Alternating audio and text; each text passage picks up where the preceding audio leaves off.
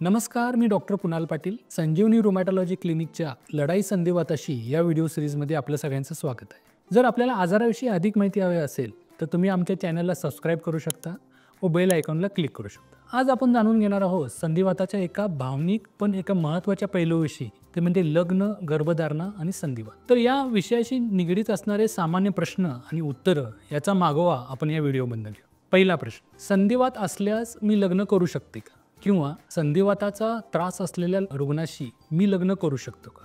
तर या प्रश्नाचं उत्तर असं आहे की जर आपल्याला संधिवात असेल किंवा आपल्या जोडीदाराला संधिवात आहे तर या लोकांशी आपण लग्न करू शकता.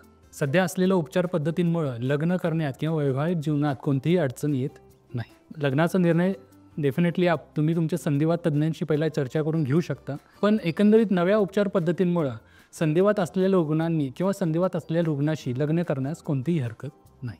दुसरा प्रश्न, संधिवाताचा प्रजनन क्षमतेवर कोणता परिणाम होतो का? संधिवाताचा थेट प्रजनन क्षमतेवर असा परिणाम होत नाही, पण बऱ्याचदा काही औषधं असतात त्याचा प्रजनन क्षमतेवर हा परिणाम होऊ शकतो.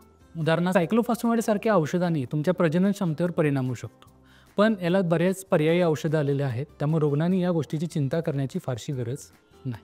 यातील तिसरा प्रश्न, आजार असताना गर्भधारणा ठेवणं कितपत सुरक्षित आहे? आजार चालू असताना किंवा आजार जेव्हा बळावलेला असतो तेव्हा गर्भधारणा ही टाळली पाहिजे, कारण वाढलेल्या आजाराचा आणि चालू असलेल्या गोळ्यांचा बाळाच्या वाढीवर परिणाम व्हायची शक्यता असते. तसेच रुग्णाची ही मानसिक आणि शारीरिक स्थिती ठीक नसल्यामुळं या प्रेग्नन्सीचा परिणाम रुग्णावर देखील खूप होतो. त्यामुळे आपला आजार जर 3 ते 6 महिने कमी असेल किंवा शांत असेल तरच गोळ्या बदलून आपण गर्भधारणेविषयी निर्णय घ्यावा. सामान्य प्रेग्नन्सी किंवा सामान्य गर्भधारणा या आजार असताना शक्य आहे का? हो, सामान्य प्रेग्नन्सी किंवा सामान्य गर्भधारणा हे आजार चालू असताना शक्य आहे.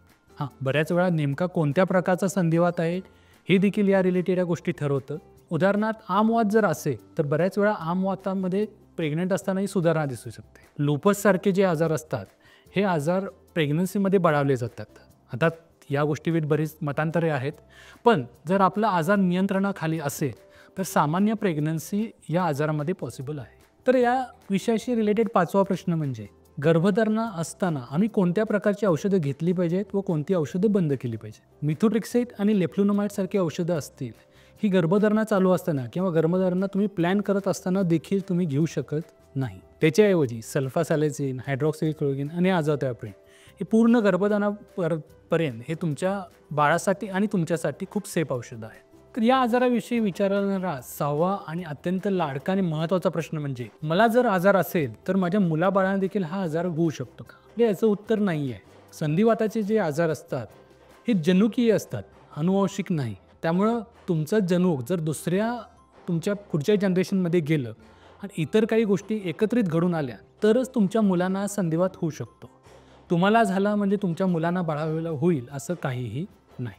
जर आपल्याला याविषयी काही शंका असल्यास किंवा इतर काही शंका असल्यास या व्हिडिओच्या कॉमेंट बॉक्समध्ये विचारू शकता. धन्यवाद.